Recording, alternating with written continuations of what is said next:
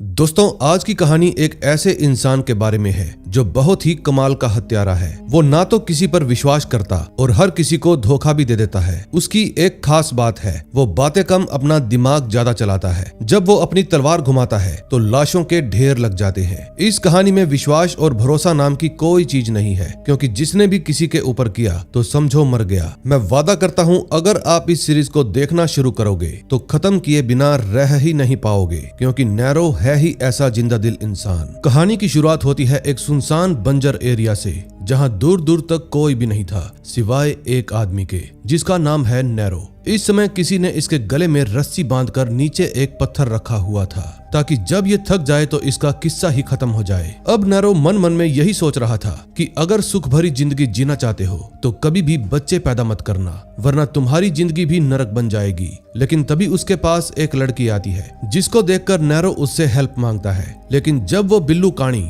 उसके नजदीक आती है तो पूछती है कि तुम्हारी बेटी कहाँ है। अब नैरो उसको जवाब देने के बजाय अपने पांव के नीचे से पत्थर हटा देता है और फंदे पर झूल जाता है। अब इसने खुद ही मरने का फैसला क्यों किया, ये जानने के लिए आपको थोड़ा वेट करना होगा। अब कहानी फ्लैशबैक में जाती है। दरअसल नैरो एक बहुत ही बड़े व्यापारियों के नगर लेमर्टीन का रहने वाला है, जहां बहुत ही अमीर, भ्रष्टाचारी और मजेदार लोग रहते हैं। नैरो इस शहर के उप सभा अध्यक्ष निकोलस रोशेमोट के लिए काम करता है और उसके लिए अपनी जान भी दे सकता है, क्योंकि नैरो उसको अपने पिता के समान मानता है।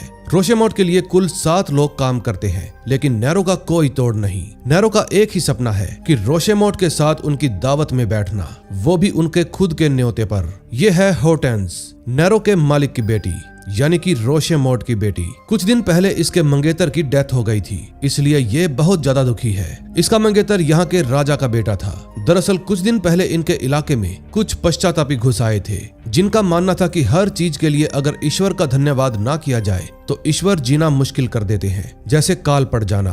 फिर जब राजा नैरो से पूछता है कि मेरे बेटे की मौत कैसे हुई, तो वो बताता है कि राजकुमार ने पश्चातापियों का बहुत ही बहादुरी से सामना किया। हम दोनों ही एक दूसरे की ढाल बनकर लड़ रहे थे, लेकिन हमारे दुश्मन ज्यादा थे और उन्होंने राजकुमार को मार डाला। लेकिन हकीकत में राजकुमार को नैरो ने मारा था। लेकिन इसका मतलब ये नहीं कि नैरो गद्दार है। इसको ऐसा करने के लिए इसके मालिक ने कहा था, यानी कि रोशेमोट ने, क्योंकि वो नहीं चाहता था कि उसकी बेटी की शादी राजकुमार से हो। रोशेमोट इस काम के लिए नैरो को सोने के सिक्के भी देता है। अब आप नैरो के बारे में सब कुछ जान ही गए होंगे कि ये रोशेमोट का सबसे काबिल हत्यारा है, और इसीलिए इस सीरीज का नाम नैरो द असैसिन है। अगले सीन में हम रोम की सबसे पुरानी चर्च के अंदर कुछ लोगों को ईसाइयों की पुरानी बुक पढ़ते हुए देखते हैं। तभी उनमें से एक लड़का किताब लेकर अपने सीनियर के पास जाता है और कहता है कि मुझे शैतान का आखिरी वंशज मिल गया है। उसका जन्म आज से 35 साल पहले पश्चिमी रोम में हुआ था। लेकिन ये बात जानने के बाद उसका सीनियर उसको जान से मार देता है और उस किताब का वो वाला पन्ना फाड़कर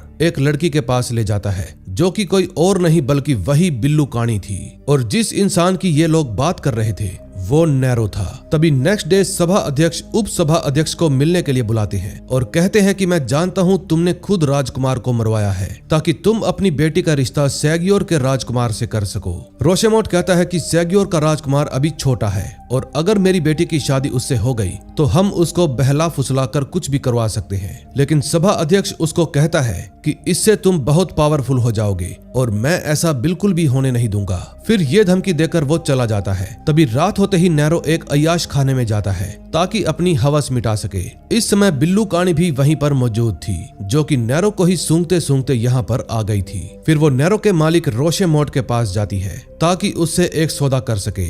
अब ये सौदा क्या है, इसके बारे में आपको जानकर बहुत मजा आएगा। फिर अगली सुबह उप सभा अध्यक्ष रोशेमोट अपने सभी कातिलों को अपने पास बुलाते हैं। इस समय बिल्लू काणी भी वहीं पर मौजूद थी।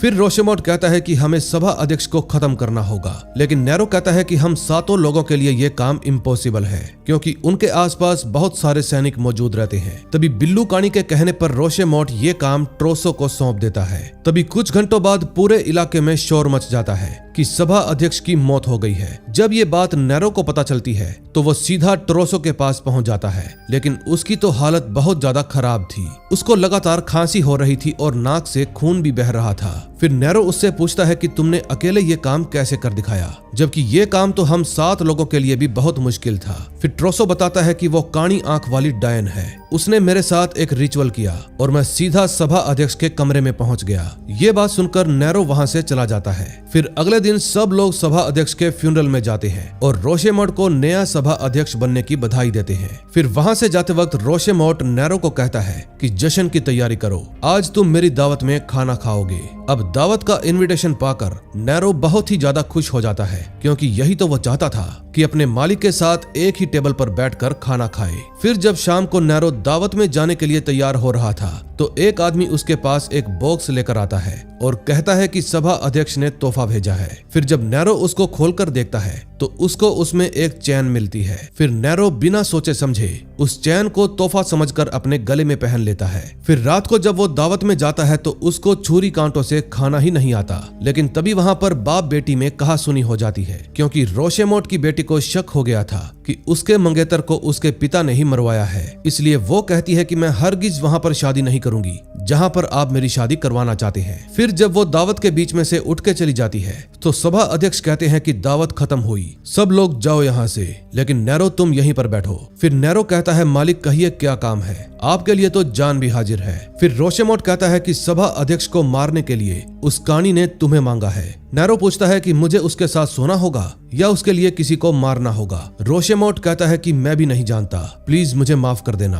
तभी वहां पर बिल्लू काणी भी आ जाती है और अपने जादू से नैरो के गले की चैन को टाइट कर देती है, जिसके कारण उसका दम घुटने लगता है और वो बेहोश हो जाता है। फिर वो सब लोग उसको जंगल में ले जाकर उल्टा टांग देते हैं। अब क्योंकि नैरो शैतान का आखिरी वंशज था, इसलिए वो डायन उसका हाथ काटकर उसकी बलि देने लगती है, लेकिन ऐसा करने पर भी कुछ नहीं होता और वो समझ जाती है कि ये आखिरी वंशज नहीं है। फिर वो नैरो को नीचे उतरवाकर उससे पूछती है कि क्या तुम्हारी कोई संतान भी है। नैरो कहता है मेरी कोई औलाद नहीं। फिर वो डायन रोशेमोट को धमकी देती है कि अगर तू नहीं चाहता कि मैं तेरी मुसीबत बनूं तो इसकी संतान का पता लगाओ। फिर डायन के जाने के बाद उसकी एक साथी अपनी तलवार गर्म करके उसके हाथ पर लगे कट पर लगा देती है ताकि उसमें से और खून ना बहे। फिर नैरो को एक कारागार में डाल दिया जाता है ताकि वो कहीं पर भी भाग ना पाए, लेकिन कुछ देर बाद उसका दोस्त ट्रूसो वहां पर आ जाता है और उसकी हथकड़ियां काट देता है। नैरो कहता है मेरी गले की ये चैन भी काट दे, लेकिन वो तो कटती ही नहीं। तभी ट्रूसो की हेल्थ और भी बिगड़ जाती है और वो कहता है कि उस डायन को जिंदा मत छोड़ना, क्योंकि उसकी ही वजह से मेरी ये हालत हुई है। दूसरी तरफ नैरो के साथी एक वैश्यालय में जाते हैं और नैरो की वैश्या को टॉर्चर करके पूछते हैं कि क्या नैरो की कोई औलाद भी है। काफी मार खाने के बाद वो बता देती है कि उसको कैलिस्ता नाम की एक लड़की से मोहब्बत हो गई थी और फिर उनके घर पर एक लड़की हुई। फिर कुछ समय बाद कैलिस्ता मर गई और उस लड़की को अनाथ आश्रम भेज दिया गया।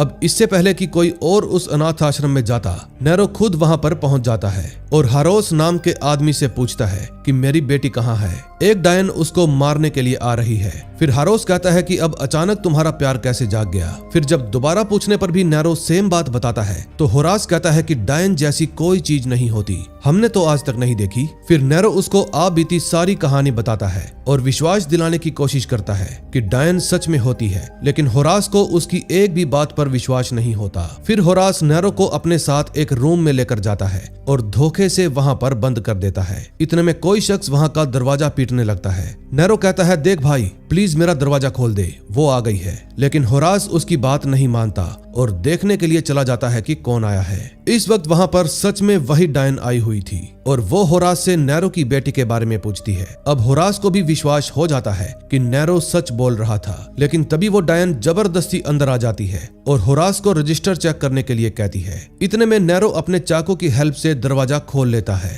और अपनी बेटी को ढूंढने के लिए ऊपर चला जाता है। इतने में वो डायन भी होरास को बेहोश करके नैरो की बेटी को ढूंढने के लिए ऊपर आ जाती है, लेकिन डायन से पहले नैरो अपनी बेटी के पास पहुंच जाता है और उसको अपने साथ चलने के लिए कहता है। बट नैरो की बेटी अनजान आदमी को देखकर उस पर हमला कर देती है और वहां से भाग जाती है। अब शोर की आवाज से डायन को भी पता चल जाता है कि नैरो पहले से ही यहाँ पर पहुंच गया है, इसलिए वो आवाज का पीछा करते हुए उनके पीछे पीछे जाने लगती है, लेकिन उसके हाथ कोई भी नहीं लगता क्योंकि नैरो ने अपनी बेटी को काबू कर लिया था और छुप गया था ताकि डायन को पता ना चल पाए। तभी होरास को भी होश आ जाता है और वो वहां का घंटा बजा देता है ताकि सब लोग नींद से जाग जाएं। फिर वो खुद को एक कमरे के अंदर बंद कर लेता है और उस डायन के बारे में पढ़ने लगता है दूसरी तरफ रोशेमोट को भी पता चल जाता है कि ट्रूसो मर गया और मरने से पहले इसने नैरो को आजाद कर दिया। तभी वो डायन उससे मिलने के लिए फिर से आती है और कहती है कि तुमने नैरो को भागने दिया और वो अपनी बेटी को भी ले गया,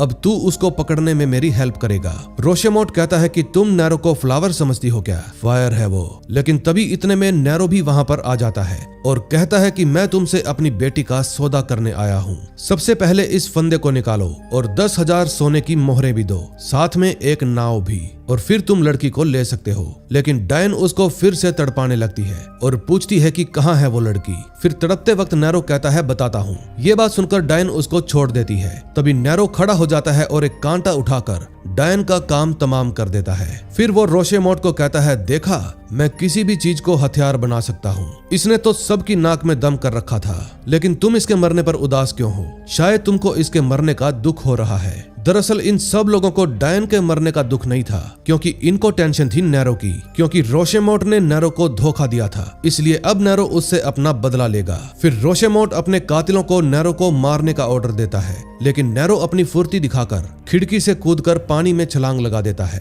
फिर रोशेमोट अपने आदमियों को कहता है कि ढूंढो उसे, वो मेरे बारे में बहुत कुछ जानता है। दूसरी तरफ होरास रात भर से बहुत सारी किताबें पढ़ लेता है, लेकिन तभी उसको एक किताब में लिखा मिलता है कि समय आने पर शैतान अपने आखिरी वंशज के शरीर में वास करेगा और अंधकार का मसीहा बन जाएगा। फिर वो अपनी उस किताब को लेकर फादर के पास जाता है और उनको भी ये सारी बात बता देता है। होरास कहता है कि उस लड़की को मारना जरूरी हो गया है, लेकिन मैंने उसको पाल पोस कर बड़ा किया है, इसलिए मैं उसको नहीं मार पाऊंगा। मैं उससे बहुत प्यार करता हूँ। अब मुझे उस लड़की को लेकर सैग्योर जाना होगा। ये काम वहाँ पर मौजूद मुख्य धर्म अध्यक्ष खुद अपने हाथों से करेंगे। फादर कहता है कि वहाँ जाने में बहुत खतरा है, लेकिन होरास कहता है कोई है जो हर खतरे का सामना करना जानता है, और वो है नैरो। फिर वो नैरो के पास पहुंच जाता है और कहता है कि हमें उस लड़की को मुख्य धर्म अध्यक्ष के पास लेकर जाना होगा। तुम्हारी बेटी को तुम्हारी जरूरत है। नैरो कहता है कि मैं उसको अच्छे से जानता तक नहीं, फिर मैं उसकी हेल्प क्यों करूं? तभी होरास कहता है कि मैं तुमको उस लड़की के बदले अच्छे खासे सोने के सिक्के दिलवाऊंगा। ये बात सुनकर नैरो मान जाता है। फिर वो तीनों अपने सफर पर निकल पड़ते हैं। रास्ते में नैरो अपने पोस्टर छपे हुए देखता है कि पकड़ने वाले को इनाम दिया जाएगा। तभी जब होरास उस लड़की को ले जाने लगता है तो वो उसका हाथ छोड़कर अपने पिता का हाथ पकड़ लेती है, क्योंकि ये लड़की भी जानती थी कि इसका पिता एक बेहतरीन कातिल है और उसके पिता से बेहतर कोई भी उसकी रक्षा नहीं कर सकता। फिर वो सब छुपते छुपाते राजकुमारी की बग्गी तक पहुंच जाते हैं और चालक को बेहोश करके खुद उसको संभाल लेते हैं। दूसरी तरफ रोशेमोट अपनी बेटी के पास जाता है और कहता है कि तुम्हारी बग्गी तैयार है। दरअसल वो अपनी बेटी को सैग्योर भेजना चाहता था ताकि वहां के राजकुमार से उसका विवाह करवा सके। फिर वो अपने आदमियों को कहता है कि मेरी बेटी का ध्यान रखना, रास्ते में बहुत खतरा है। फिर जैसे ही उसकी बेटी अंदर बैठने लगती है, नैरो उसका मुंह बंद करके उसको अपने पास बिठा लेता है और कहता है कि शोर किया तो जान से मार दूंगा। फिर वो पूरा जत्था वहां से निकल जाता है। रास्ते में नैरो अपनी बेटी से पूछता है कि तुम्हारा नाम क्या है, लेकिन वो उसको कुछ भी नहीं बताती। दूसरी तरफ दो नशेड़ी एक सुनसान टनल से गुजर रहे थे। तभी उन दोनों को वहां पर उस डायन की लाश मिल जाती है। फिर उनमें से एक आदमी उसके सामान को चेक करने लगता है कि कहीं इसके पास कोई सोने के सिक्के तो नहीं, लेकिन दूसरा आदमी अपनी हवस मिटाने के लिए डायन की लाश के साथ गलत काम करने के बारे में सोचता है। लेकिन तभी उस डायन को होश आ जाता है और वो उन दोनों को मार डालती है। अब नेक्स्ट एपिसोड में देखेंगे क्या होता है। सेकंड एपिसोड में हम कुछ पश्चातापियों को देखते हैं जो कि नदी के उस पार रहते हैं। फिर उनका लीडर उनको बहकाने की कोशिश करता है कि ऊपर वाला हमसे ना खुश है, इसीलिए वो हमें भूख प्यास से मार रहा है। अब अगर ऊपर वाले को खुश करना है तो हमें अपने शरीर का कोई ना कोई अंग कुर्बान करना होगा। फिर वो बरसात लाने के लिए भीड़ में से एक आदमी को चुनता है और जबरदस्ती उसके कान की बलि दे देता है। दूसरी तरफ नैरो होरास को नदी के रास्ते चलने के लिए कहता है। फिर जब होरास रास्ता बदलता है तो नैरो होर्टेंस के गले पर चाकू रखकर कहता है कि अगर सिपाही तुमसे पूछे तो तुम बोल देना कि तुमने ही ये आदेश दिया है। फिर कप्तान के पूछने पर वो बिल्कुल ऐसा ही कहती है कि ये आदेश मैंने दिया है। लेकिन तभी कप्तान को चालक पर शक हो जाता है, लेकिन फिर भी वो उसको कुछ नहीं कहता और अपने काफिले को नदी की तरफ चलने के लिए कहता है। दूसरी तरफ रोशेमोट को भी इस बात का पता चल जाता है कि नैरो ने चालक को बेहोश करके उसकी बेटी को अगवा कर लिया है। फिर वो खुद अपने कातिलों को साथ लेकर अपनी बेटी को बचाने के लिए निकल पड़ता है। दूसरी तरफ होर्टेंस उस लड़की से उसका नाम पूछती है। लड़की बताती है कि मेरा नाम पेरला है। फिर वो नैरो से पूछती है कि नदी के पास तुम बग्गी से उतरकर क्या करोगे। नैरो कहता है खुद ही देख लेना।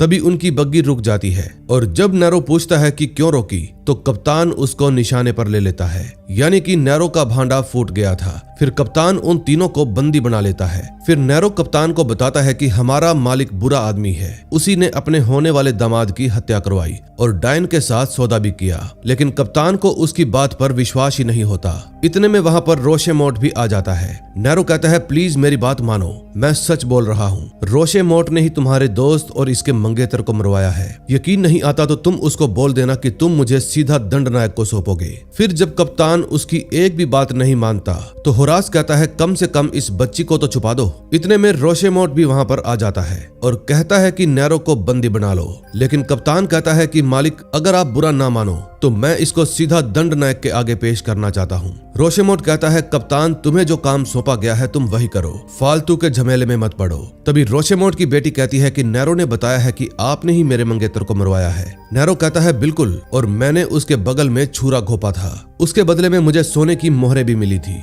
जिनसे मैंने तुम्हारे मंगेतर के जैसे ही जूते बनवाए। अब दोनों ही तरफ के सैनिक एक दूसरे को मारने के लिए तलवारें निकाल लेते हैं। तभी कप्तान नैरो के हाथ खोल देता है, लेकिन इतने में डायन भी वहाँ पर आ जाती है और नैरो के गले में पहनी हुई चैन को टाइट कर देती है। फिर पास आने के बाद वो पूछती है कि तेरी बेटी कहाँ है, लेकिन नैरो उसको कुछ भी नहीं बताता। अब पैरला भी अपने बाप को तड़पता हुआ नहीं देख पाती, इसलिए बग्गी से बाहर आ जाती है। फिर लड़की को देखते ही डायन नैरो को छोड़ देती है, लेकिन नैरो चाकू लेकर अपनी बेटी को ही पकड़ लेता है और कहता है सब लोग हथियार फेंक दो वरना मैं इस लड़की को मार डालूंगा। डायन पूछती है अपनी बेटी को ही मार देगा। नैरो कहता है 2 दिन पहले ही तो ये मुझे मिली है, मुझे इससे कोई भी लगाव नहीं है। फिर वो उस चाकू से अपनी बेटी के पेट में वार कर देता है और कहता है कुछ भी कर सकता हूँ मैं। अब ये सीन देखकर सब लोग हैरान हो जाते हैं। फिर डायन भी सभी को कहती है कि अपने अपने हथियार फेंक दो। तभी मौका मिलते ही नैरो अपनी बेटी, कप्तान और होर्टेंस को लेकर बग्गी में बैठ जाता है और होरास बग्गी लेकर फुर हो जाता है। फिर रास्ते में वो अपनी बेटी के घाव को सीलता है और उससे माफी भी मांगता है। उसकी बेटी कहती है कोई बात नहीं, मैं जानती हूँ आपने ये सब कुछ मजबूरी में किया। फिर वो अपनी बेटी को खाने के लिए एक पेड़ की जड़ देता है ताकि उसका दर्द कम हो जाए। फिर रास्ते में कप्तान और नैरो की बहस हो जाती है और वो दोनों फैसला करते हैं कि सारा काम खत्म हो जाने के बाद हम दोनों एक दूसरे के साथ मल्ल युद्ध करेंगे और तभी फैसला करेंगे कि हम दोनों में से कौन ताकतवर है। लेकिन तभी नैरो लात मारकर उसको नीचे गिरा देता है और कहता है जिंदा रहे तो जरूर मिलेंगे। दूसरी तरफ रोशेमोट के कहने पर उसके कातिल कप्तान के सभी सैनिकों को मार डालते हैं। फिर रोशेमोट कहता है कि मेरी बेटी को छोड़कर सबको मार डालना और वो लड़की लाकर डायन को दे देना, मैं सेग्योर जा रहा हूँ। दूसरी तरफ नैरो अपने साथियों के साथ नदी तक पहुंच जाता है, लेकिन बाहर आकर देखता है कि नदी पूरी तरह से सूख चुकी है और लोग एक एक बूंद पानी के लिए तरस रहे हैं। फिर ये सब देखकर होरास कहता है कि ये अंधकार के देवता के आने का संकेत है। सूखा, भूखमरी, गरीबी ये सब विनाश के लक्षण है। फिर नैरो कहता है कि अब आगे हम पैदल ही जाएंगे वरना हमारी बग्गी गीली मिट्टी में धंस जाएगी। लेकिन इतने में आसपास के भूखे लोग उनके पास आकर खाने पीने के लिए कुछ मांगने लगते हैं। नैरो किसी की कोई भी बात नहीं सुनता और बस चलते जाता है, लेकिन तभी बग्गी का टायर मिट्टी में फंस जाता है और बहुत कोशिश करने के बाद भी वो नहीं निकलता। इतने में आसपास के सभी भूखे लोग वहां पर आ जाते हैं, जिनको देखकर नैरो और उसके साथी डर जाते हैं। अब इनको डर था कि कहीं ये लोग हमको पकड़कर मार ना डालें, इसलिए नैरो अपने साथियों को कहता है घोड़े यहीं पर छोड़कर हमें यहाँ से निकलना होगा। तभी कुछ दूर जाने के बाद वो पलट कर देखते हैं कि उन भूखे लोगों ने एक घोड़ा काट डाला ताकि अपनी भूख शांत कर सके। ये सब देखने में बहुत ही घिनौना था, लेकिन ये लोग भी क्या करते, अपनी जान बचाने के लिए इनको वो घोड़े वहां पर छोड़ने पड़े। फिर वो काफी घंटे तक चलते रहते हैं और एक जंगल में पहुंच जाते हैं। तभी पेरला थक कर बैठ जाती है और कहती है मुझे दर्द हो रहा है। नैरो कहता है दर्द हो रहा है इसका मतलब तुम जिंदा हो, क्योंकि मुर्दों को दर्द नहीं होता। हम यहाँ नहीं रुक सकते, हमें चलना होगा। दूसरी तरफ डायन और रोशेमोट के काबिल कातिल बग्गी तक पहुंच जाते हैं और अंदाजा लगाने की कोशिश करते हैं कि वो लोग किस तरफ गए होंगे। फिर वो लोग भी उसी दिशा में आगे बढ़ने लगते हैं जिस दिशा में नैरो गया था। उस समय एक और आदमी भी था जो डायन पर नजर रखे हुए था। अब ये आदमी कौन है ये हमें बाद में पता चलेगा। दूसरी तरफ नैरो पूछता है कि वो डायन हमारे पीछे क्यों पड़ी है। होरास कहता है कि तुम्हारी रगों में किसी संत का खून है और पैरला तुम्हारी बेटी है, इसीलिए उस डायन को उसका खून चाहिए क्योंकि वो तुम्हारी आखिरी वंशज है। अब चलते चलते वो लोग ऐसी जगह पर पहुंच जाते हैं जहाँ पर पश्चातापियों ने बहुत सारे लोगों को उल्टा लटकाकर उनकी बलि दी हुई थी। फिर वो लोग बिना रुके आगे बढ़ जाते हैं। तभी कुछ दूर जाने के बाद नैरो अपनी बेटी के खुले हुए टांकों को फिर से सील देता है। इस समय वो बहुत ही ज्यादा दर्द में थी। फिर नैरो कहता है कि मैं पेड़ की जड़ ढूंढने जा रहा हूँ, वरना इसका दर्द और बढ़ता जाएगा। तुम लोग मेरा यहीं पर इंतजार करना। फिर कुछ दूर जाने के बाद नैरो को वो जड़ मिल जाती है, लेकिन इतने में वहां पर कोई आ जाता है और नैरो पर वार करके उसको बेहोश कर देता है। अब नैरो को वापस लौटे काफी देर हो चुकी थी, इसलिए उसकी बेटी कहती है कि मुझे पूरा विश्वास है कि मेरे पिता हमें छोड़कर चले गए, अब हमें भी यहाँ से चले जाना चाहिए। दूसरी तरफ नैरो को जब होश आता है तो वो देखता है कि उस पर वार करने वाला कोई और नहीं बल्कि कप्तान था। फिर नैरो उसको कहता है कि मुझे एक बार अपनी बेटी को ढूंढ लेने दो, मुझे उसको जड़ देनी है, वो बहुत ही दर्द में है। लेकिन कप्तान कहता है कि मैं जानता हूँ तुझे अपनी बेटी की बिल्कुल भी परवाह नहीं है, इसलिए तू वहीं पर जाएगा जहां मैं कहूंगा। अब डायन भी उन सबको ढूंढते हुए वहां पर पहुंच गई थी और जब उसके बारे में पेरला को पता चलता है तो वो तीनों वहां से भागकर जाने लगते हैं। दूसरी तरफ कप्तान को जमीन पर पेरला की जैकेट मिलती है जिस पर खून लगा हुआ था। फिर वो नैरो को बताता है कि उसके टांके फिर से खुल गए हैं और यहाँ से कुछ घोड़े भी गुजरे हैं। इसका मतलब वो डायन भी यहाँ पर पहुंच गई है। तभी दिन ढल जाने के कारण होरास, पेरला और होर्टेंस एक सेफ जगह देखकर आराम करने के लिए रुक जाते हैं। तभी पेरला खाने के लिए 2-3 छिपकलियां पकड़ कर लाती है और उनको पकाकर खाने लगती है। ये सब देखकर होर्टेंस को घिन आने लगती है, लेकिन उसको भूख भी बहुत ज्यादा लगी थी, इसलिए वो उससे एक छिपकली मांगती है। फिर पेरला कहती है कि पहले तुम अपने गहने उतार कर दो। तभी गहने मिलने के बाद वो एक छिपकली उसको दे देती है। फिर जब रात को वो दोनों लड़कियां सो जाती हैं, तो होरास पेरला को मारने की कोशिश करता है, क्योंकि अगर वो उसको मार देगा तो उनकी भागा दौड़ी यहीं पर बंद हो जाएगी। लेकिन वो ऐसा नहीं कर पाता और रोने लगता है। फिर सुबह उठकर जब होर्टेंस हल्का होने के लिए जाती है तो उसको पास में से किसी की आवाज आती है। फिर जब वो उनको देखने के लिए जाती है तो वहां पर उसको अपने पिता के लिए काम करने वाले आदमी नजर आते हैं। फिर वो जैनब को आवाज लगाती है और कहती है प्लीज मुझे वापस घर ले चलो। लेकिन इतने में वहां पर डायन भी आ जाती है और पूछती है कि वो लड़की कहाँ है। होर्टेंस कहती है कि मुझे नहीं पता, मैं उनको चकमा देकर भाग आई। लेकिन जब वो डायन उस पर हमला करने लगती है तो उसके पिता के होनहार हत्यारे डायन से लड़ने लगते हैं। फिर जैनब होर्टेंस को कहती है कि आप भाग जाइए, लेकिन डायन एक एक करके सभी को मार गिराती है और कुछ को बेहोश कर देती है। तभी डायन की नजर उस रहस्यमयी आदमी पर पड़ती है जो उसका पीछा कर रहा था, इसलिए वो अपनी जान बचाकर भाग जाती है। अगले सीन में हम देखते हैं रोशेमोड पश्चातापियों की बस्ती से होता हुआ सेग्योर पहुंच जाता है। वहां पहुंचने पर उससे वहां का सभा अध्यक्ष पूछता है कि आपकी बेटी नहीं आई। रोशेमोड कहता है जल्दी ही पहुंच जाएगी, लेकिन उसकी बेटी तो एक मुसीबत से निकलकर दूसरी मुसीबत में फंस जाती है, क्योंकि अब वो पश्चातापियों के हाथ लग गई थी। फिर वो पश्चातापियों को लालच देने की कोशिश करती है कि मेरे पिता को कहकर मैं तुम्हें सोने के सिक्के दिलवाऊंगी, लेकिन वो लोग उसकी एक भी बात नहीं सुनते और पकड़कर अपने साथ ले जाते हैं। अब नेक्स्ट एपिसोड में देखेंगे क्या होता है।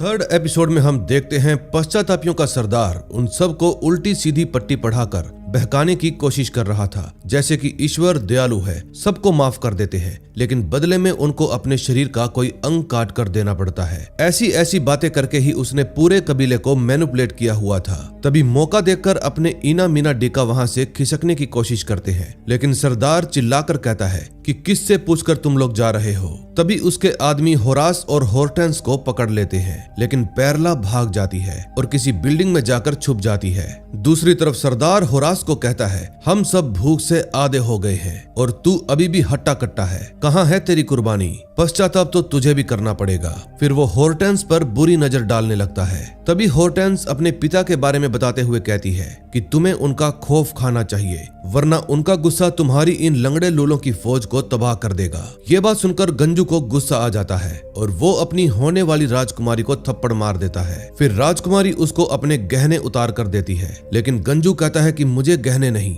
पश्चाताप चाहिए। फिर वो चाकू लेकर उसके सारे बाल काट देता है। राजकुमारी को अपने बालों से बहुत ही प्यार था, इसलिए वो बेचारी रोने के अलावा कुछ भी नहीं कर पाती। फिर जब गंजू उसका मजाक उड़ाने लगता है तो वो उसके मुंह पर थूक देती है। फिर गंजू कहता है कि अब मैं तेरा वो हाल करूंगा कि कोई तुझसे शादी तो दूर देखेगा भी नहीं। इस समय नैरो और कप्तान दूर से ही उन सब पर नजर रखे हुए थे। फिर वो दोनों ही राजकुमारी को बचाने के लिए चले जाते हैं। तभी काली नाक वाला होरास को पासे देते हुए समझाता है कि इन पासों पर एक काला रंग आया तो एक कान 2 पे काला रंग आया तो तुम्हारी मर्जी, 3 पे फैसला मैं करूंगा, और अगर 4 पासों पर काला रंग आया तो तुम्हारी गर्दन उड़ेगी। फिर वो हुरास के हाथ से जबरदस्ती पासे नीचे फेंक देता है और उन पर 4 काले रंग आ जाते हैं, यानी कि अब हुरास को अपनी गर्दन देनी पड़ेगी। फिर वो लोग उसको जबरदस्ती पकड़कर पोजीशन पर बिठा देते हैं। तभी नैरो वहां पर अपनी नौटंकी दिखाने पहुंच जाता है और कहता है मैं भी पापी हूँ और अपनी मर्जी से अपनी किसी चीज का बलिदान देना चाहता हूँ, इसलिए प्लीज पहले मेरा बलिदान लो। दूसरी तरफ कप्तान एक एक करके गंजू के गुंडों को ठिकाने लगा रहा था। इस समय गंजू राजकुमारी के साथ गलत काम करने की सोच रहा था, इसलिए वो उसको किसी पुराने से कमरे में ले जाता है। तभी नैरो अपने पास से चलता है और उनमें 2 काले रंग आ जाते हैं। फिर काली नाक वाला पूछता है कि जल्दी बता, तू किस चीज का बलिदान देना चाहेगा। फिर नैरो उन सबको अपनी बीच वाली उंगली दिखाता है, जिसको देखकर सब लोग चिढ़ जाते हैं। फिर वो चाकू उठाकर उन सभी बलि देने वालों को मौत के घाट उतार देता है। अब इस कबीले के लोग पहले ही इन लोगों से तंग आ चुके थे, क्योंकि आए दिन ये लोग किसी न किसी को पकड़कर जबरदस्ती उनके अंग काट दिया करते थे। फिर वो सब लोग उन गुंडों को मारने लगते हैं। इतने में पैरला भी गंजू के पास पहुंच जाती है और उसके ऊपर हमला कर देती है। फिर वो दोनों लड़कियां मिलकर गंजू की खूब पिटाई करती है। अब राजकुमारी का गुस्सा भी 7वें आसमान पर पहुंच जाता है, इसलिए वो एक चैन उठाकर गंजू को खूब मारती है और उसको मौत के घाट उतार देती है। फिर वो पैरला को अपने गले से लगा लेती है। इतने में नैरो भी वहां पर पहुंच जाता है, लेकिन तब तक पूरा मामला सेट हो चुका था। फिर बाहर आने के बाद नैरो राजकुमारी को कहता है कि सभी गांव वाले आपके लैमरटीन में जा रहे हैं, इसलिए आप भी उनके साथ चली जाओ। अब आप हमारी बंधी नहीं हो। फिर वो अपनी बेटी का दर्द कम करने के लिए उसको खाने के लिए जड़ देता है और बताता है कि मैं यही लेने के लिए गया था, तुम्हें छोड़कर नहीं भागा था। कप्तान भी उसकी हाँ में हाँ मिला देता है। फिर वो अपने साथियों को कहता है कि आज रात हम यहीं पर रुकेंगे, सुबह तक हमारी थकान उतर जाएगी, तभी हम आगे का सफर तय करेंगे। तभी राजकुमारी कहती है कि मैं भी तुम्हारे साथ चलूंगी और वहां पहुंचकर मेरे पिता का सच सबके सामने लेकर आऊंगी, क्योंकि उन्होंने मेरे मंगेतर को मरवाया और इसके अलावा बहुत सारे बुरे काम भी किए। अगले सीन में हम देखते हैं रोशेमोट सेग्योर के राजकुमार के पास जाता है और कहता है कि मैं काफी सारा दहेज लेकर आया हूँ और अगर आप कहेंगे तो मैं बहुत सारी सेना भी लेकर आऊंगा, जिससे आपको पश्चातापियों से लड़ने में हेल्प मिलेगी और इससे आपके नगर में अमन और खुशहाली भी आएगी। तभी मुख्य धर्म अध्यक्ष कहता है कि आपकी बातों से लगता है कि आप यहाँ किसी चीज का सौदा करने के लिए आए हैं। फिर रोशेमोट कहता है कि मैं तो चाहता हूँ हमारे बीच व्यापार बढ़े, जिससे सभी का फायदा हो। तभी सेग्योर का सभा अध्यक्ष कहता है हमारी जमीनें टिन के भंडार से भरी हुई हैं, जिनको अब तक किसी ने छुआ तक नहीं है, ये उनकी ही बात कर रहे हैं। लेकिन तभी मुख्य धर्म अध्यक्ष बात काटते हुए कहता है कि हमें बहकाने की कोशिश मत कीजिए। आप जैसे लोगों की वजह से ही अमीर और अमीर हो जाता है और गरीब हाथ मलता रह जाता है, और आप जैसे लोग ही पश्चाताप करने वाले राजघराने के लोगों को दुष्ट बनने पर प्रेरित करते हैं। तभी वहां पर बैठी राजकुमारी, जिसका नाम जोसेफिन था, कुछ कहने की कोशिश करती है, लेकिन हकलाने के कारण अपनी बात पूरी नहीं कर पाती। फिर मुख्य धर्माध्यक्ष उसकी बात काटते हुए कहते हैं कि हमारे हालात आपके सोने को कबूल करने को मजबूर हैं, इसलिए हम चाहते हैं कि राजकुमार से आपकी बेटी की शादी जरूर हो, लेकिन हम आपको हमारे नगर की जमीन से सौदा नहीं करने देंगे। मंजूर है तो ठीक, वरना आप जा सकते हैं। तभी राजकुमार कहते हैं कि आप अच्छी तरह से सोचकर जवाब देना, और ये बात सुनकर रोशेमोट वहां से चला जाता है। अगले सीन में हम देखते हैं डायन के जादू के कारण नैरो की तबीयत खराब होती जा रही थी। अब वो भी अपने दोस्त ट्रूसो की तरह बार बार खांसे जा रहा था। तभी राजकुमारी कहती है कि मुझे लगता है पश्चातापी हर जगह है, इसलिए हमें हार्वेवल होकर जाना चाहिए। वो जगह सिग्योर के अंडर है, और क्योंकि मैं सिग्योर की होने वाली राजकुमारी हूँ तो वहाँ के लोग मेरा स्वागत करेंगे। कप्तान बताता है कि वो किला यहाँ से 1 दिन की दूरी पर है और हमें वहाँ पर घोड़े भी मिल जाएंगे, इसलिए आगे का सफर हमें चलकर तय करने की जरूरत नहीं है। दूसरी तरफ रोशेमोट सेग्योर के सभा अध्यक्ष से मिलने के लिए जाता है और कहता है कि मैं राजकुमार से अकेले में बात करना चाहता हूँ, लेकिन वो कहता है कि मुख्य धर्म अध्यक्ष ऐसा नहीं होने देंगे। फिर रोशेमोट उसको कहता है कि अगर तुमने राजकुमार से बात नहीं करवाई तो मैं तुम्हारी जान ले लूंगा। फिर वो राजकुमारी जोसेफिन से मिलने के लिए जाता है और पूछता है कि आप आज सभा में क्या कहना चाहती थी, लेकिन राजकुमारी दोबारा से अपनी बात पूरी नहीं कर पाती और बहुत ज्यादा हकलाती है। तभी मौका देखकर रोशेमोट उसका हाथ पकड़ लेता है और कहता है कि सेग्योर को बचाने में अब आप ही मेरी हेल्प कर सकती हैं। फिर राजकुमारी उसको अपने भाई से मिलवाने के लिए ले जाती है। रोशेमोट राजकुमार से पूछता है कि क्या आप इस महल से बाहर जा सकते हैं। अगर वहाँ पर बैठे लोग आपके अपने हैं तो आपको डर कैसा। फिर वो खुफिया रास्ते से राजकुमार को भेष बदलकर महल के बाहर बनी बस्ती में ले जाता है और दिखाता है कि देखो आपके लोग किस तरह मर रहे हैं। इस वक्त इनको रोटी की नहीं काम की जरूरत है और खदानें आपके पूरे इलाके की सूरत बदल कर रख देंगी। ये लोग आपकी आवाम है, पश्चातापी नहीं। आप इनके प्रति अपना फर्ज निभाइए। ये लोग आपके लिए पश्चातापियों से लड़ते हुए अपनी जान तक दे देंगे। फिर महल में जाकर राजकुमार अपनी सभा बुलाते हैं और कहते हैं कि ईश्वर किसी भी रूप में मिलने के लिए आ सकते हैं और इस वक्त वो रोशेमोट के रूप में आए हैं ताकि हम अपनी आवाम की रक्षा कर सकें। मुख्य धर्म अध्यक्ष उनको एक बार फिर से बहलाने की कोशिश करता है, लेकिन राजकुमार कहते हैं कि हम आपकी किसी भी सलाह के मोहताज नहीं है, इसलिए आज से यहाँ पर सभा अध्यक्ष रोशेमोट बैठेंगे जब तक इनकी बेटी नहीं आ जाती। अब ये सब देखकर मुख्य धर्म अध्यक्ष का चेहरा उतर जाता है। दूसरी तरफ अपनी टप्पू सेना चलते चलते काफी आगे निकल जाती है और नैरो कमजोर होने की वजह से काफी पीछे रह जाता है। फिर थोड़ा और आगे जाकर वो सब लोग नैरो का इंतजार करते हैं और जब नैरो वहाँ पर आता है तो राजकुमारी उसको ताने देने लगती है कि तुम जानबूझकर धीरे चल रहे हो। नैरो कहता है भाई लोग अभी भी मौका है, वहाँ पर मत जाओ क्योंकि ये बदला लेना चाहती है। पहले हमने इसको बंदी बनाया था, अब ये हमें बंदी बनवाएगी। लेकिन कप्तान कहता है अपनी बकवास बंद करो। फिर इस बात को लेकर नैरो और कप्तान की बहस हो जाती है और नैरो कप्तान को एक मुक्का जड़ देता है, लेकिन तभी उसकी तबीयत खराब होने लगती है। फिर होरास उसके पास आकर देखता है और बताता है कि ये गले की चैन तुम्हें जहर दे रही है। अब सेग्योर के मुख्य धर्म अध्यक्ष ही तुम्हें इस चैन से बचा सकते हैं। नैरो कहता है तो सीधा वही चलना चाहिए था ना, इधर काय को लेकर आए। अब वो सब फिर से अपनी यात्रा शुरू कर देते हैं। तभी नैरो की बेटी उसके पास आती है और पूछती है क्या आप मरने वाले हो। नैरो कहता है मुझे नहीं पता।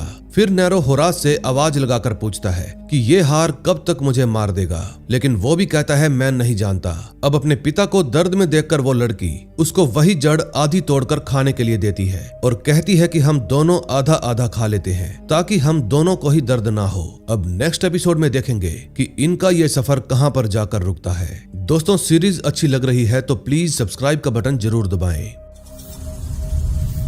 4th एपिसोड में हम देखते हैं नैरो की तबीयत अब दिन ब दिन खराब होती जा रही थी, लेकिन वो ये बात सबसे छुपा रहा था। लेकिन उसकी बेटी अच्छे से समझती थी कि उसका बाप जल्दी ही मरने वाला है। तभी थोड़ा और आगे जाने पर उनको हार्वेवल का किला दिखाई देता है और फिर कुछ घंटे बाद जब वो किले के अंदर पहुंचते हैं तो देखते हैं हर जगह लाशें ही लाशें पड़ी है। सबको देखकर ऐसा लग रहा था कि यहाँ पर जरूर कोई बड़ी तबाही आई है। फिर वो सब आगे जाकर किले का दरवाजा खटखटाते हैं, लेकिन पहरेदार दरवाजा ही नहीं खोलता। फिर होटेंस कहती है कि मैं तुम्हारी होने वाली महारानी हूँ और जल्दी ही सेग्योर के राजकुमार से मेरी शादी होने वाली है। अब क्या तुम मेरे लिए भी दरवाजा नहीं खोलोगे? ये बात सुनकर पहरेदार दरवाजा खोल देता है। फिर अंदर जाकर वो देखते हैं वहाँ भी कई सारे लोगों को सूली पर टांगा हुआ था। अब ये सभी समझ जाते हैं कि यहाँ कुछ तो गड़बड़ है, क्योंकि ये लोग इनको सूली से उतार भी तो सकते थे। तभी कुछ देर बाद वहाँ पर उनसे मिलने के लिए सिग्योर के राजकुमार का कजन आता है जो इस किले का राजा था। इस राजा का नाम था ट्रिस्टन डी ऑर्फ्रे। फिर होर्टन से मिलने के बाद वो बताता है कि मैं आपका होने वाला जेठ हूँ, लेकिन आपका ये हाल किसने किया? राजकुमारी कहती है पश्चातापियों ने। फिर ट्रिस्टन कहता है कि मैं समझ गया, उन्होंने हम पर भी हमला किया था और खूब नरसंहार किया, हम उनको रोकने में नाकामयाब रहे। तभी होरास पूछता है कि क्या आप अपने लोगों को दफनाते नहीं? ट्रिस्टन कहता है अभी पश्चातापियों का खतरा टला नहीं है, समय आने पर दफना देंगे। और जिन लोगों की लाशें लटकी हुई हैं वो सब भगोड़े थे और भगोड़ों का यही हश्र होना चाहिए। फिर वो कहता है कि मैं आपको घोड़े दे दूंगा, आप आज शाम ही अपनी शादी के लिए रवाना हो सकती हैं। लेकिन राजकुमारी कहती है कि पश्चातापी आसपास ही होंगे, इसलिए यहीं पर रुकने में भलाई है। मैं राजकुमार के पास पत्र भेज दूंगी, फिर वो खुद मुझे आकर ले जाएंगे। फिर जब वो सब लोग अंदर जाने लगते हैं तो पैरला कहती है कि अगर हम जल्दी से ग्योर नहीं पहुंचे तो ये हार मेरे पिता की जान ले लेगा। लेकिन नैरो कहता है कि मैं एक दिन में नहीं मरने वाला। फिर कुछ देर बाद राजकुमारी अपने राजकुमार के नाम एक पत्र लिखती है और उसको कबूतर के पांव के साथ बांधकर उड़ाने के लिए कहती है। दूसरी तरफ कप्तान नैरो से मिलने के लिए जाता है और फिर उसको नहाता हुआ देखकर उसका खुद का भी मन नहाने के लिए कर जाता है, लेकिन नैरो कप्तान की तलवार देखकर डर जाता है। फिर नैरो उसको अपनी तलवार दिखाता है और कहता है मेरे पास भी है, लेकिन तुमसे छोटी है। फिर कप्तान कहता है कि तुम्हें यहाँ के सिपाही अजीब नहीं लगे? किसी के भी चेहरे पर लड़ने के निशान नहीं है। ऐसा लगता है कि इन लोगों ने किले के द्वार बंद करके खुद तबाही मचने दी है और जो टंगे हुए सिपाही थे शायद इन्होंने विरोध किया होगा, ये भगोड़े नहीं थे। दूसरी तरफ राजकुमारी अपनी दासी से पूछती है कि जब पश्चातापियों ने यहाँ पर हमला किया तो तुम कहाँ पर थी। दासी उसकी बात का कोई भी जवाब नहीं देती। फिर राजकुमारी उससे थोड़े और सवाल पूछती है, लेकिन दासी उसको सिर्फ इतना ही बताती है कि चौराहे पर इकट्ठा करके उन सब की बलि दे दी गई है। तभी नैरो वहाँ पर आता है और कहता है, क्या मैं तुम्हारे बाल ठीक कर दूं? ऐसा कोई काम नहीं है जो मैं नहीं कर सकता। फिर वो राजकुमारी की बढ़िया सी कटिंग करता है। कटिंग के दौरान राजकुमारी कहती है कि तुम्हारी बेटी तुमसे दिल लगाने लगी है, लेकिन तुम इस लायक नहीं हो। मैं जानती हूँ एक न एक दिन तुम उसको धोखा जरूर दोगे। तभी हम देखते हैं कि रात को वो डायन भी इस किले के आसपास पहुंच जाती है। उस समय महल के अंदर सब लोग खाना खा रहे थे। तभी राजकुमारी अपने जेठ से पूछती है कि दासी ने बताया है कि आप लोगों ने यहाँ पर बलियां दी है। ये बात सुनकर वहाँ पर सन्नाटा छा जाता है। फिर उसका जेठ कहता है कि दासी ने आपसे ये सब बातें की, इसके लिए मैं क्षमा चाहता हूँ। आगे से आपको कुछ भी पूछना हो तो सीधा मुझसे पूछिए, मैं आपको उनसे बेहतर जवाब दे पाऊंगा। तभी राजा के पास उसका एक सैनिक आता है और कान में कुछ कहकर चला जाता है। फिर राजा बताता है कि चिंता की कोई बात नहीं है, महल में एक घुसपैठिया घुस आया है, लेकिन मेरे सैनिक उसको देख लेंगे। तभी कैप्टन और नैरो भी उठ खड़े होते हैं और कहते हैं हम भी जाएंगे, क्योंकि कोई हमारे भी पीछे पड़ा है, शायद वो वही होगा। फिर वो लोग मशालें लेकर महल के बाहर देखने के लिए जाते हैं। उस समय वहां पर वही आदमी आया था जो डायन के पीछे पड़ा था। फिर वो सैनिकों के साथ उलझने लगता है, इसलिए सैनिक उसको पीटकर कारागार के अंदर बंद कर देते हैं। तभी नैरो अपनी बेटी के पास जाता है और बताता है कि वो कोई और था, वो कानी नहीं थी, शायद वो अब तक मर चुकी होगी। तभी उसकी बेटी पूछती है कि जब आपको मेरी कीमत मिल जाएगी फिर आप क्या करोगे। नैरो कहता है कि शहर के सबसे बढ़िया वैश्यालय में जाऊंगा और खूब मौज करूंगा, लेकिन फिर वो हंसकर टाल देता है और कहता है मजाक कर रहा हूँ, कोई अच्छी सी नौकरी करूंगा और कभी कभी तुमसे भी मिलने के लिए आया करूंगा। फिर वो कहता है कि मुझे जो भी मोहरें मिलेंगी उनमें से मैं थोड़ी तुम्हें भी दे दूंगा। लेकिन ये बात सुनकर पेरला रूठ कर चली जाती है, क्योंकि उसको हमेशा अपने पापा के पास रहना था। दूसरी तरफ होरास उस स्ट्रेंजर से मिलने के लिए जाता है और पूछता है कि क्या तुम अपना कोई गुनाह कबूल करना चाहते हो। स्ट्रेंजर कहता है कि मुझे होली सेंट ने भेजा है उस आखिरी वंशज को मारने, वरना शैतान उसके शरीर में वास करेगा और पूरी दुनिया में अंधेरा कायम कर देगा।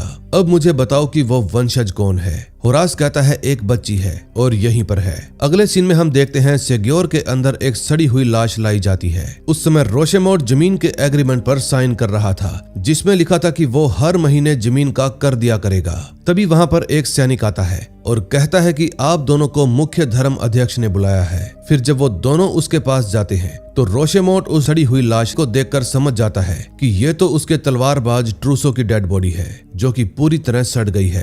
फिर पूछने पर धर्म अध्यक्ष बताता है कि इसका ये हाल शैतान ने किया है। लैमर्टिन के पास से गुजर रहे भिक्षुओं के एक जत्थे ने इसकी बॉडी को वहां के कब्रिस्तान के पास देखा था और फिर वो इसको यहाँ पर ले आए। रोशेमोड आप तो इसको जानते ही होंगे। फिर रोशेमोड कहता है कि ये मेरे लिए ही काम करता था, ये मर गया, इसके बारे में मुझे आपसे ही पता चला है। फिर धर्म अध्यक्ष कहता है कि नरक से हमारे बीच कोई दूत या डायन आई है, उसी ने इसका ये हाल किया है, जो कि लाश की तरह सड़ गया है, लेकिन अब तक मरा नहीं है, जिंदा है। फिर धर्म अध्यक्ष ट्रूसो को होली वाटर पिलाता है, जिसको पीने के बाद उसको होश आ जाता है। फिर धर्म अध्यक्ष कहता है कि थोड़ा वक्त लगेगा, लेकिन मैं इस मुर्दे से सारे राज उगलवा लूंगा। तभी ट्रूसो रोशेमोड की तरफ इशारा करने लगता है, लेकिन रोशेमोड उसका हाथ पकड़ लेता है और कहता है घबराओ मत मेरे दोस्त, तुम जल्दी ही ठीक हो जाओगे। अब रोशेमोड को टेंशन हो जाती है, इसलिए वो सीधा राजकुमारी जोसेफिन के पास जाता है और बताता है कि मुझे वापस लौटना होगा, क्योंकि तुम्हारे धर्म अध्यक्ष मुझे किसी भी कीमत पर हराना चाहते हैं। लेकिन जोसेफिन कहती है प्लीज मत जाओ, मैं तुम्हारे लिए कुछ भी कर सकती हूँ। फिर रात को जोसेफिन चर्च में जाती है और रखवाले से कहती है कि मैं यहाँ पर प्रार्थना करने के लिए आई हूँ। फिर जब रखवाला वहाँ से चला जाता है तो वो चुपके से रोशेमोड को भी अंदर ले आती है और सीधा ट्रूसो के पास ले जाती है। अब पहले तो वो ट्रूसो की जुबान काटने की कोशिश करता है ताकि वो किसी को भी कुछ ना बता पाए, लेकिन जब वो नहीं काट पाता तो वो उसकी गर्दन ही उड़ा देता है। जोसेफिन ने रोशेमोड की हेल्प करने से पहले ये बिल्कुल भी नहीं सोचा था कि रोशेमोड ऐसा करेगा। फिर रोशेमोड उसका खून साफ करता है और हौसला देता है और ऐसा करते करते उसको पेल देता है। दूसरी तरफ जब होटेंस और पेरला दोनों ही सो रही थी तो उनको किसी लड़की के चीखने की आवाज आती है। फिर होटेंस डर जाती है और दरवाजे के आगे एक कुर्सी फंसा देती है ताकि कोई भी दरवाजा ना खोल सके, लेकिन पेरला कहती है डरो मत, मैं हमेशा हथियार साथ रखकर सोती हूँ। तभी सुबह रूम के अंदर कोई और दासी आती है। राजकुमारी पूछती है कि पहले वाली दासी कहाँ गई। फिर वो दासी बताती है कि पहले वाली दासी बीमार हो गई है। फिर राजकुमारी तैयार होने के बाद उसको ढूंढने के लिए जाती है और जब वो उसको मिलती है तो राजकुमारी उससे पूछती है कि तुम आज मेरे कक्ष में क्यों नहीं आई। पहले तो ओफिली जवाब नहीं देती, लेकिन फिर वो अपना मुंह खोलकर दिखाती है कि राजा ने मेरी जीभ कटवा दी। यानी कि रात को जो चीखने की आवाज आ रही थी वो ओफिली की ही थी। फिर राजकुमारी सीधा अपने साथियों के पास जाती है और बताती है कि एक छोटी सी बात बताने के चक्कर में राजा ने दासी की जीभ कटवा दी। फिर नैरो उसको समझाता है कि तुम यहाँ के राजा के खिलाफ कुछ नहीं बोल सकती, क्योंकि वो हम सबको गायब करवा देगा और तुम्हारे होने वाले राजकुमार को कहेगा कि हम लोग यहाँ से चले गए थे। तभी रात को जब सब लोग एक साथ बैठकर डिनर कर रहे थे तो राजा कहता है कि मैं किसी को भी अपने खिलाफ अफवाहें नहीं उड़ाने दे सकता और अगर कोई झूठ बोलेगा तो उसकी सजा पहले से ही तय है। अब सब लोग मौके की नजाकत को समझ जाते हैं और चुप हो जाते हैं, लेकिन पेरला कहती है कि जब आप लोगों की पश्चातापियों के साथ जंग हुई तो आपका कोई भी सैनिक घायल क्यों नहीं हुआ। फिर कप्तान बात संभालते हुए कहता है कि कई बार घायल सैनिकों को वापस ला पाना नामुमकिन हो जाता है, इसलिए उनको वहीं पर छोड़ दिया जाता है। लेकिन तभी राजा का ही एक खास आदमी बोल उठता है कि उस दिन पश्चातापी आए ही नहीं थे, लेकिन राजा को लगा कि पश्चातापी आ रहे हैं, इसलिए इन्होंने महल के दरवाजे बंद करवा दिए। औरतें, बच्चे, बूढ़े सब महल के बाहर ही रह गए। फिर अपनी कायरता छुपाने के लिए इन्होंने उन सब लोगों को इकट्ठा करवाया और मौत के घाट उतरवा दिया। हम लोगों ने खुद अपनी तलवारों से उनकी जान ली थी और ये बात हमें पल पल खाए जा रही है। और जिन लोगों ने उनको मारने से इनकार किया था उनको सूली पर चढ़ा दिया गया। अब नैरो समझ जाता है कि मामला बिगड़ चुका है, इसलिए वो टेबल से कांटा उठाकर अपने साथ बैठे आदमी को मार डालता है। अब उन सब में लड़ाई शुरू हो जाती है। सब लोग एक दूसरे को मारने लगते हैं। तभी राजा होटेंस को पकड़ लेता है और कहता है कि अपने अपने हथियार फेंक दो।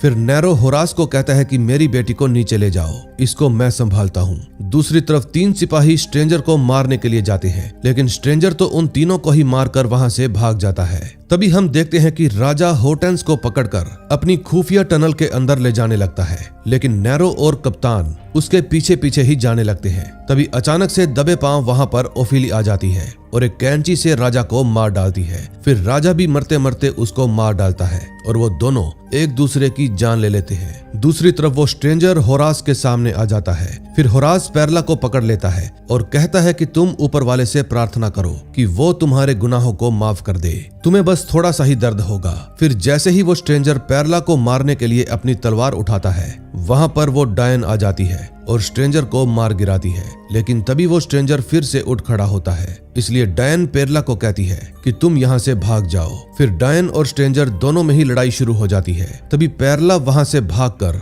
बाहर जाने लगती है और वहां पर उसको नैरो मिल जाता है। फिर नैरो, पेरला, होर्टेंस और कप्तान चारों ही वहां से भाग जाते हैं और काफी दूर जाकर एक कमरे के अंदर छुप जाते हैं। तभी कुछ देर बाद वहां पर होरास भी आ जाता है। फिर पेरला नैरो को बता देती है कि ये आदमी मुझे मारने वाला था। नैरो पूछता है यहाँ चल क्या रहा है। फिर होरास बताता है कि जिसको सब लोग लुटेरा मान रहे हैं उसको सेंट होली सी ने भेजा था पेरला को मारने के लिए। अगर दुनिया को अंधकार से बचाना है तो इसको मारना जरूरी है, क्योंकि तुम्हारी बेटी शैतान की आखिरी वंशज है। लेकिन वो डायन इसको बचाना चाहती है ताकि वो अनुष्ठान करके इसके शरीर में शैतान को बुला सके। अब ये फालतू की बकवास सुनकर नैरो को गुस्सा आ जाता है, लेकिन कप्तान उसको रोक देता है। फिर नैरो उसको कहता है कि मैंने तुम पर विश्वास किया, मैंने सोचा तुम मेरी बेटी को बचाने के लिए ले जा रहे हो, लेकिन तुम तो इसको मरवाने के लिए लेकर जा रहे थे। फिर नैरो अपनी बेटी को कहता है आओ चलें, लेकिन कप्तान उसको तलवार दिखाते हुए कहता है कि तुम्हारे बिना रोशेमोट बेनकाब नहीं होगा, इसलिए मैं तुम्हें कहीं नहीं जाने दूंगा। लेकिन तभी राजकुमारी उसके सिर पर पत्थर मारकर बेहोश कर देती है और नैरो को कहती है चलो चलते हैं। दूसरी तरफ सेग्योर में भी सबको पता चल जाता है कि कोई उस मुर्दे की गर्दन काट कर ले गया। फिर धर्म अध्यक्ष कहता है कि मुझे ये बात सेंट होली सी को बतानी होगी कि शैतान ने अपना काम शुरू कर दिया है। दूसरी तरफ पेरला नैरो से पूछती है कि अब हम कहाँ जा रहे हैं। फिर नैरो जवाब देता है कि सेग्योर से जितनी दूर हो सके उतनी दूर। दोस्तों, अभी नैरो की मुसीबतें खत्म नहीं हुई, क्योंकि इसने जो गले में हार पहना हुआ है वह धीरे धीरे इसको मौत की तरफ लेकर जा रहा है। अब आगे चलकर एक समय ऐसा आता है जब इसकी बेटी ही इसको अपना दुश्मन समझने लगती है और इसको सूली से लटकता हुआ देखकर भी बचाने नहीं आती, बल्कि वहां से चली जाती है। दोस्तों, इसके नेक्स्ट 4 एपिसोड मैं 1 या 2 दिन के अंदर ही अपलोड कर दूंगा, इसलिए आपको बस इतना ही करना है, चैनल को सब्सक्राइब करके बेल आइकन दबा देना है ताकि जैसे ही मैं इसके नेक्स्ट एपिसोड अपलोड करूं आपको नोटिफिकेशन आ जाए।